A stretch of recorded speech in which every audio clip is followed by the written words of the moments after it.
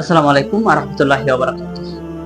আজকের এই ভিডিওটা থাকবে যে আমরা কসম কাটি, তো সেই কসমগুলো আমরা কি কি বিষয়ের উপর কসম কাটবো, আবার কি কি বিষয়ের উপর কসম করা যাবে না, সে সম্পর্কে সংক্ষিপ্ত আলোচনা করব ইনশাআল্লাহ। ইবনু ওমর রাদিয়াল্লাহু তাআলা বলেন, রাসূল সাল্লাল্লাহু আলাইহি ওয়াসাল্লাম বলেছেন, নিশ্চয়ই আল্লাহ সুবহানাহু ওয়া তাআলা তোমাদের বাপ-দাদার নামে কসম খেতে নিষেধ করেছে।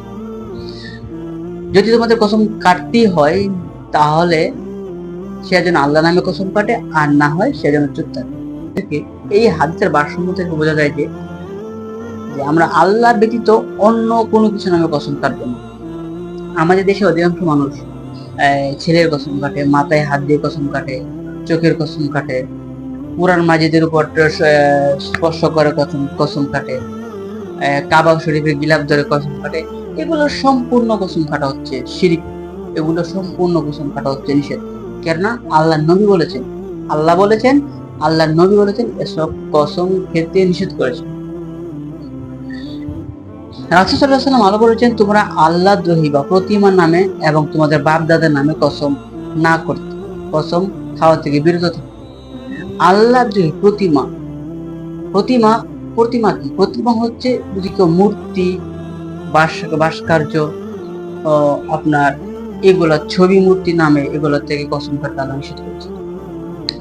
আবু হুরায়রা রাদিয়াল্লাহু তাআলা আনহু বলেন, রাসূল সাল্লাল্লাহু আলাইহি ওয়াসাল্লাম বলেছেন, যে ব্যক্তি শপথ করার সময় তার লাত উজ্জার নাম চলে আসে, সে যেন তাৎক্ষণিকভাবে লা ইলাহা ইল্লাল্লাহ।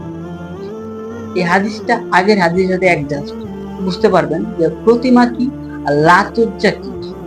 লাত উজ্জা যে আমি বলছি লাত উজ্জা হচ্ছে আপনার মূর্তি, ছবি মূর্তি। হিন্দুরা যখন তাদের প্রতিমা সাজিয়ে রাখে, মরা মানুষ মৃত মাটি দিয়ে সাজিয়ে রাখে, এগুলা মৃত মাটি দিয়ে ছবি বানায়, মূর্তি বানায়, সেগুলো হচ্ছে লাতুজ্জা, সেগুলো হচ্ছে প্রতিমূর্তি। আর আমরা বাংলাদেশের মানুষরা যেভাবে প্রতিমার ইবাদত করি, সেটা হচ্ছে মাটির নিচে শুয়ে থাকা ব্যক্তির আমরা ইবাদত করি, মাটির নিচে শুয়ে থাকা ব্যক্তির কাছে আমরা সাহায্য চাই।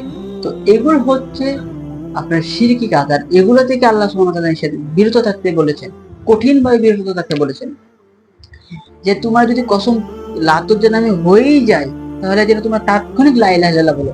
এই কথার মানে হচ্ছে এই যে কিছু কিছু মানুষ এই যে কবরের কসম কাটে, কিছু কিছু মানুষ আপনার এই মাজারের গিয়ে কসম কাটে। তো এইগুলো কসম হচ্ছে আপনার ইসলাম থেকে খারিজ হওয়ার একটা মাধ্যম, ইসলাম থেকে মুসলিম থেকে দূরে সরে যাওয়ার একটা মাধ্যম। যখন আপনি এইসব থেকে কসম কাটবেন, তখন আপনি আর ইসলাম, আপনার মুসলমান থাকবেন না। এই জন্যই আল্লাহ নবী বলেছেন যে তোমরা তাৎক্ষণিক ভাবেই বলো লা ইলাহা ইল্লাল্লাহ, কেননা লা ইলাহা ইল্লাল্লাহ বললে ঈমান ফিরে আসে। আর যে ব্যক্তি এই লা ইলাহা ইল্লাল্লাহ বলবে না, এসব নামে কসম কাটার পড়তে, সে আর জান্নাতে যাবে না। আমি গত ভিডিওতে বলেছিলাম যে যার শেষ কথা লা ইলাহা ইল্লাল্লাহ হবে, সে জান্নাতে যাবে।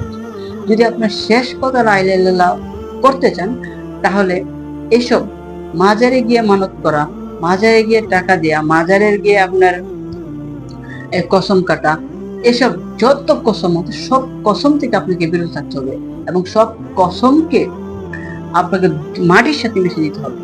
কেননা আল্লাহ নবী বলেছেন তোমরা আল্লাহর নামে কসম কাটো, আর যদি কসম তোমাদের জোর করে কাটতে হয় তাহলে আল্লাহর নামে কাটো, আর না হয় তোমরা চুপ থাকো। আমরা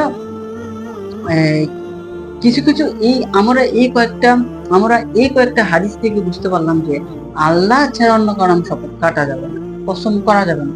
যদি করা হয়, যদি করেই ফেলেন, তাহলে আপনার লা ইলাহা ইল্লাল্লাহ বলবেন, কারণ লা ইলাহা ইল্লাল্লাহ বললে আপনার ঈমানটা ফিরে আসবে। কসম করতে হবে আল্লাহ নামে, যে আল্লাহর কসম।